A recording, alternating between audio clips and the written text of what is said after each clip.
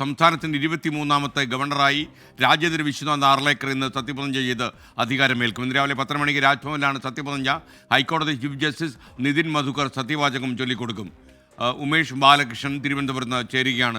ഉമേഷ്, ഒരു നല്ല തുടക്കമാകട്ടെ എന്നാണ് നമ്മുടെ പ്രതീക്ഷ. ആരിഫ് മുഹമ്മദിൻ്റെ കാലത്ത് 2 ഭരണഘടനാ സ്ഥാപനങ്ങൾ തമ്മിൽ കൊമ്പുകോർക്കുന്ന കാഴ്ച ജനങ്ങളെ തന്നെ വീർപ്പുമുട്ടിച്ചിരുന്നു എന്നതാണ് നേര്.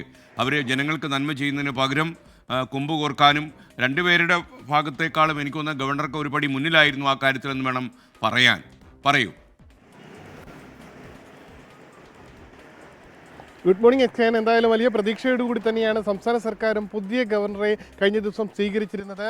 ആരിഫ് മുഹമ്മദ് ഖാനെ യാത്രയയക്കാൻ ഒരു മന്ത്രിയോ അല്ലെങ്കിൽ പ്രതിപക്ഷത്ത് നിന്ന് ഒരു MLA പോലും വിമാനത്താവളത്തിലേക്ക് എത്തിയിരുന്നില്ല. പക്ഷേ പുതിയ ഗവർണർ രാജേന്ദ്ര വിശ്വനാഥ് ആർലേക്കർ ഇന്നലെ എയർപോർട്ടിലെത്തുമ്പോൾ സ്വീകരിക്കാൻ മുഖ്യമന്ത്രി നേരിട്ട് പോയി. മുഖ്യമന്ത്രി കൂടാതെ സ്പീക്കർ, ധനമന്ത്രി KN ബാലഗോപാൽ, കൂടാതെ സ്ഥലം MLA ആന്റണി രാജു, MP ശശി തരൂർ അടക്കമുള്ളവർ നേരിട്ടെത്തിയാണ് സ്വീകരിച്ചത്. വലിയ പ്രതീക്ഷയോടുകൂടി തന്നെയാണ് ഈ സത്യപ്രതിജ്ഞ ചടങ്ങ് 10:30 നടക്കാനിരിക്കുന്ന സത്യപ്രതിജ്ഞ ചടങ്ങിനെ സംസ്ഥാന സർക്കാരും നോക്കിക്കാണുന്നത്.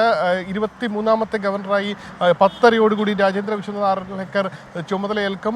ഹൈക്കോടതി ചീഫ് ജസ്റ്റിസ് സത്യവാചകം ചൊല്ലിക്കൊടുക്കും. ചെറിയൊരു ചടങ്ങാണ്. മുഖ്യമന്ത്രിയും ആ സദസ്സിലുണ്ടാകും. അതിനുശേഷം ചെറിയൊരു ചായ സൽക്കാരമുണ്ടാകും. അതിന് മന്ത്രിമാരും സ്പീക്കറും അടക്കമുള്ളവർ പങ്കെടുക്കും. ആ ഒരു ചെറിയ സൗഹൃദ ചായ സൽക്കാരത്തിന് ശേഷം ഇന്നത്തെ ചടങ്ങുകൾ അവസാനിക്കും. വളരെ വേഗത്തിൽ തന്നെയാണ് ഈ ചടങ്ങുകളെല്ലാം അവസാനിക്കുക. കൃത്യമായി ടൈം ഷെഡ്യൂൾ അനുസരിച്ച് തന്നെ അത് മുന്നോട്ട് പോവുകയും ചെയ്യും. എന്തായാലും ചടങ്ങ് അവസാനിക്കുന്നതോടുകൂടി സംസ്ഥാനത്തിൻ്റെ 23ാമത്തെ ഗവർണറായി രാജേന്ദ്ര വിശ്വനാഥ് ആർലേക്കർ ചുമതലയേൽക്കും. എന്തായാലും ഈ ചടങ്ങ് കൂടുതൽ നീട്ടില്ലെങ്കിലും 17-ാം തീയതി കൂടി നിയമസഭ ആരംഭിക്കാൻ പോവുകയാണ്. അതിന് വേണ്ടിയുള്ള തയ്യാറെടുപ്പുകളും സംസ്ഥാനം ആരംഭിക്കും. അതിൽ പുതിയ ഗവർണർ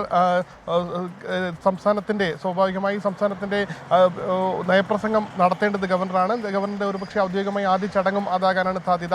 എന്തായാലും ആരിഫ് മുഹമ്മദ് ഖാൻ തുടങ്ങിവെച്ച നിരവധി പ്രശ്നങ്ങൾ അല്ലെങ്കിൽ നിയമ പ്രശ്നങ്ങളെല്ലാം ഉണ്ട്. അത് എങ്ങനെ പുതിയ ഗവർണർ മുന്നോട്ട് കൊണ്ടുപോകുമോ അതോ അതേ രീതിയിൽ തന്നെ നിലനിർത്തുമോ തുടങ്ങിയ കാര്യങ്ങളാണ് ഏറ്റവും സുപ്രധാനം. പ്രത്യേകിച്ച് ബില്ലുകൾ സംബന്ധിച്ച് നിരവധി ബില്ലുകൾ സംസ്ഥാനം ഗവർണർക്ക് അയക്കുകയും അത് ഒപ്പിടാത്ത സാഹചര്യം ഉണ്ടാവുകയും ചെയ്തിരുന്നു. അത് സുപ്രീം കോടതി വരെ എത്തി. എന്നാൽ അതിനിടെ ചില ബില്ലുകൾ രാഷ്ട്രപതിക്ക് അയക്കുന്ന സാഹചര്യം ഉണ്ടായിരുന്നു. ഈ ബില്ലുകളുടെ കാര്യത്തിൽ ഇനി എന്താകും ഭാവി എന്നുള്ള ഒരു ചോദ്യചിഹ്നം ഇവിടെ നിൽക്കുന്നുണ്ട്.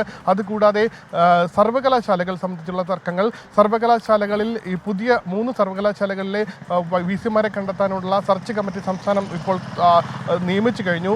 ആ സെർച്ച് കമ്മിറ്റി നൽകുന്ന പേരുകളിൽ മുൻപ് ആരിഫ് മുഹമ്മദ് ഖാൻ വെട്ടിയതോടുകൂടിയാണ് സർക്കാരും ഗവർണറും തമ്മിലുള്ള ഒരു പരസ്യ പോരിലേക്ക് കാര്യങ്ങൾ എത്തുന്നത്. എന്നാൽ ഈ പുതിയ സെർച്ച് കമ്മിറ്റി കണ്ടെത്തുന്ന പേരുകൾ പുതിയ ഗവർണർ അംഗീകരിക്കുമോ തുടങ്ങിയ നിരവധി ചോദ്യങ്ങളുണ്ട്. എന്തായാലും ആരിഫ് മുഹമ്മദ് ഖാൻ നടത്തിയിരുന്ന രീതിയിലുള്ള ഒരു പ്രവർത്തന ഉമേഷ് ബാലകൃഷ്ണനാണ് വിവരങ്ങൾ നൽകിയത്.